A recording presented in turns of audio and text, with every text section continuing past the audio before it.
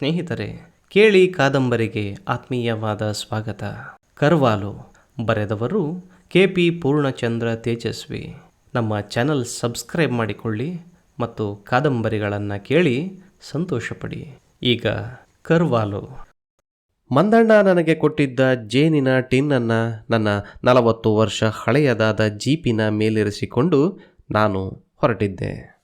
Jeep engine ದಾರಿಯಲ್ಲಿ ಕೊಸ ಕೊಸ ಸದ್ದು ಮಾಡುತ್ತಾ ಇದ್ದಕ್ಕಿದ್ದಂತೆ ನಿಂತು ಹೋಯಿತು. ಮೂಡುಗೆರೆಯಿಂದ ಸುಮಾರು ಅರ್ಧ ದೂರ ಬಂದಿದ್ದನಷ್ಟೇ. ಸದ್ಯಕ್ಕೆ ಮಳೆ ಬರುತ್ತಿರಲಿಲ್ಲ. ಆದರೆ ಯಾವ ಕ್ಷಣದಲ್ಲಾದರೂ ಮಳೆ ಬರುವಂತಹ ದಟ್ಟ ಮೋಡದ ವಾತಾವರಣವಿತ್ತು.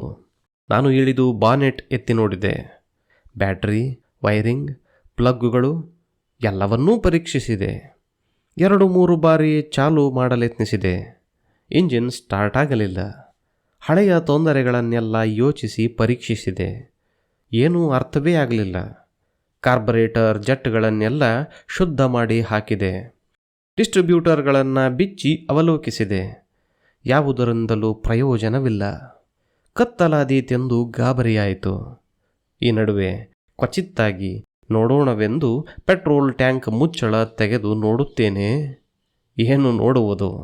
ಪೆಟ್ರೋಲಿನ ಪಸೆಯೂ ಇಲ್ಲದ ಟ್ಯಾಂಕಿನ ತಳ ಕಾಣುತ್ತಿತ್ತು. ಜೀಪು ನಿಂತುದಕ್ಕೆ ಕಾರಣ ಸುಸ್ಪಷ್ಟವಾಯಿತು. ಯಾರಾದರೂ ಬರಬಹುದೇನೋ ಎಂದು ಯೋಚಿಸುತ್ತಾ ಕಾಯತೊಡಗಿದೆ. ಕೊಂಚ ಹೊತ್ತಿನ ಅನಂತರ ಯಾವುದೋ ಜಾವಾ ಮೋಟಾರ್ ಬೈಸಿಕಲ್ಲು ಬರುವ ಸದ್ದಾಯಿತು.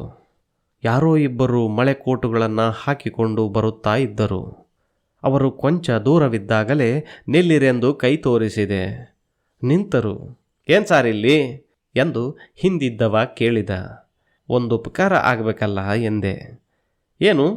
ಎಂದು ಆತ ಕೇಳಿದ. "ಸ್ವಲ್ಪ ಪೆಟ್ರೋಲು" ಎಂದೆ.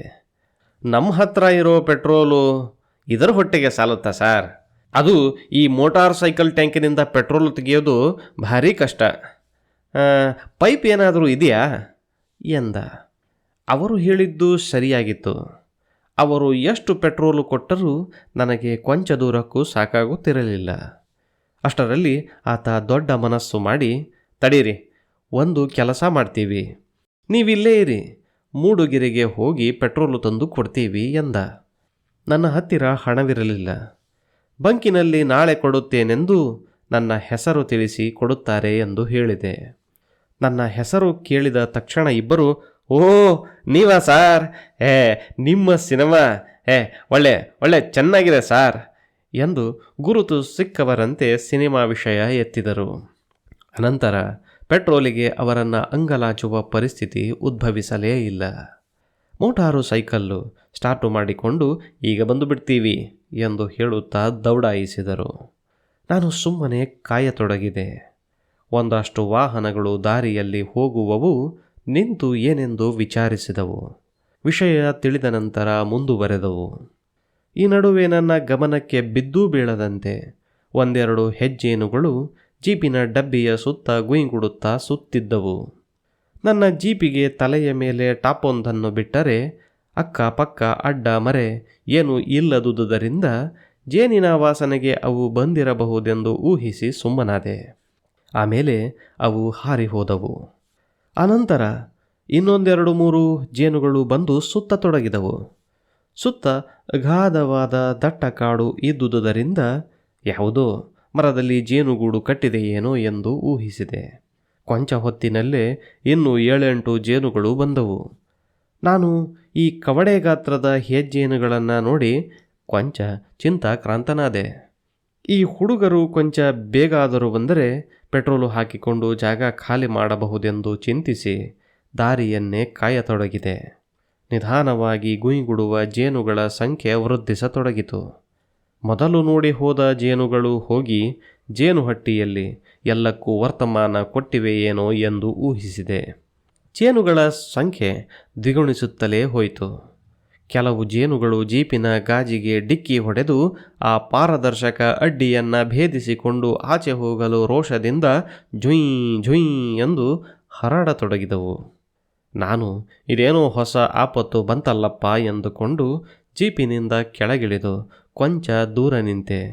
ಪೆಟ್ರೋಲು ತರ ಹೋದ ಇಬ್ಬರು ಹಿಂತಿರುಗಿ ಬರುವ ಹೊತ್ತಿಗೆ ನಾನು ದೂರದ ಮರವೊಂದರ ಬಳಿ ನಿರಾಶ್ರಿತನಂತೆ ನಿಂತಿದ್ದೆ. ನನ್ನ ಜೀಪಿನ ಸುತ್ತೆಲ್ಲ 106 ಜೇನುಗಳು ಜೊಯ್ಯೋ ಎಂದು ಝೇಂಕಾರದ ಗಲಭೆ ಮಾಡುತ್ತಾ ಮುತ್ತಿಗೆ ಹಾಕಿದ್ದವು. ಅವರಿಬ್ಬರೂ ಬಂದರು.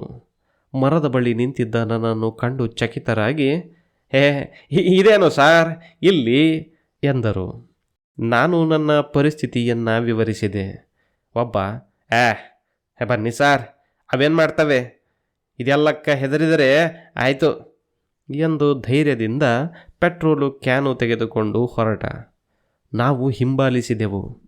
ಜೀಪಿನ ಸಮೀಪಕ್ಕೆ ಹೋದಾಗ ಆತ ಜೇನುಗಳನ್ನು ಯಕಶ್ಚಿತ್ ಗುಂಗುರುಗಳಂತೆ ಪರಿಗಣಿಸಿ ಅವನ್ನು ಓಡಿಸಲು ಕೈಯನ್ನು ಅತ್ತಿತ್ತ ಬೀಸಿ ಒಂದನ್ನು ಸಾಯಿಸಿದ.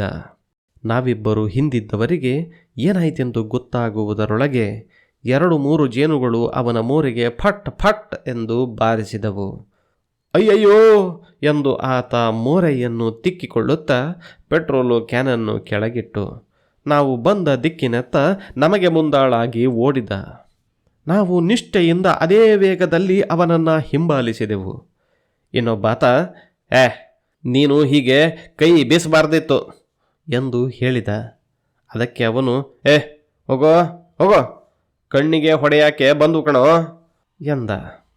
3 ಜನ ಮರದ ಬುಡದಲ್ಲಿ ನಿಂತು ಮಾಡುವುದೇನೆಂದು ಯೋಚಿಸಿದೆವು. ನಮಗೆ ಏನೂ ಹೊಳೆಯಲಿಲ್ಲ. ಜೇನುಗಳು ಕೊಂಚ ಹೆಚ್ಚಾಗಿ ಮುತ್ತಿಕೊಂಡು ಹಾರಾಡುತ್ತಿದ್ದವು. ಇನ್ನೊಬ್ಬ, ಮಳೆಕೋಟಿನ ಮುಸುಗು ಹಾಕಿಕೊಂಡು ಹೋಗಿ ಹಾಕ್ತೀಯಾ ಎಂದ. ಅದಕ್ಕೆ ಕಚ್ಚಿಸಿಕೊಂಡವ, ನೀನು ಹಾಕು, ನನಗೆ ಅಸಾಧ್ಯ ಉರಿಯುತ್ತಿದೆ ಎಂದು ಹೇಳಿದ.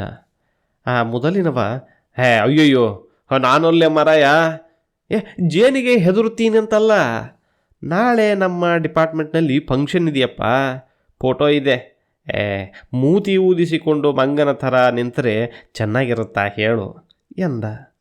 ನಾವಿಬ್ಬರೂ ಆತನ ಅಧೈರ್ಯ ಸಕಾರಣವಾದುದೆಂದು ಸಹಾನುಭೂತಿ ಸೂಚಿಸಿದೆವು. ಕೊಂಚ ಹೊತ್ತಾದ ನಂತರ ನಾನು ಹೇಳಿದೆ, ಕತ್ತಲಾದ ಮೇಲೆ ಅವು ಹೊರಟು ಹೋಗಬಹುದು. ಅನಂತರ ನಾನು ಪೆಟ್ರೋಲ್ ತುಂಬಿಕೊಂಡು ಹೋಗ್ತೀನಿ, ನೀವು ಹೋಗಿ, ಮಳೆ ಬರುವಂತಿದೆ ಎಂದೆ. ಮೊದಲಿಗೆ ಅವರು ಒಪ್ಪದಿದ್ದರೂ ಆಮೇಲೆ ಬೇರೆ ಮಾರ್ಗವೇ ಇಲ್ಲದುದರಿಂದ ಹೊರಟು ಹೋದರು. ಅವರು ಹೋದ ಕೊಂಚ ಹೊತ್ತಿನಲ್ಲೇ ಮಳೆ ಆರಂಭವಾಯಿತು. ನಾನು ಮರದಡಿ ತೊಯ್ದು ಚಳಿಗೆ ನಡುಗುತ್ತಾ ಜೇನು ಹುಳಗಳನ್ನು ಶಪಿಸುತ್ತಾ ಕತ್ತಲಾಗುವುದನ್ನೇ ತಬಕದಿಂದ ಕಾಯ್ದೆ.